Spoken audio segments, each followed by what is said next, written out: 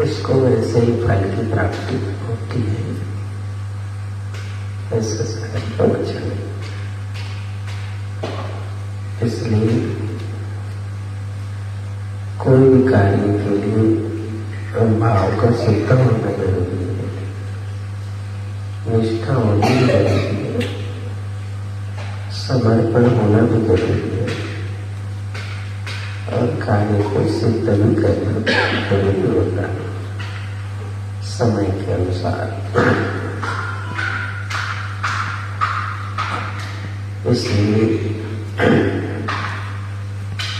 परमार्थ जिसका श्रेष्ठ होता है उसे तो उसके अनुसार से फल मिलता है।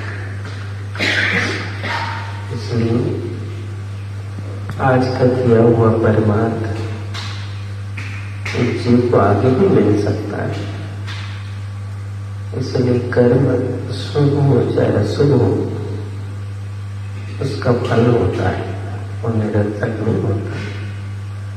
इसलिए संत जो पुरुष होते हैं, सज्जन पुरुष होते हैं, वो हमेशा शुभ कर्म करते हैं।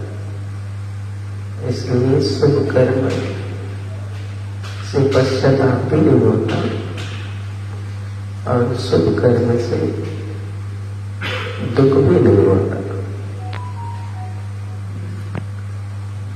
इसलिए शुभ कर्म की ये महिमा और महत्व है। हर इंसान को अपने शुभ कर्म पर भरोसा रखना चाहिए और उसी शुभ कर्म का भविष्य में अच्छा फल होता है। सहायक करते हैं।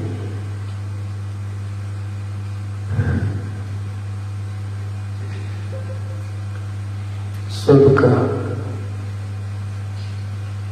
कर्म का फल किसी वृक्ष की तरह होता है। जिस वृक्ष को लगाओगे उसमें उसी का फल होता है, दूसरा फल नहीं होता।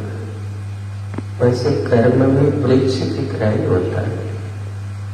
हम वृक्ष को लगाते हैं तो लगाने के समय ही हम जान लेते हैं कि इसमें वही फल होगा।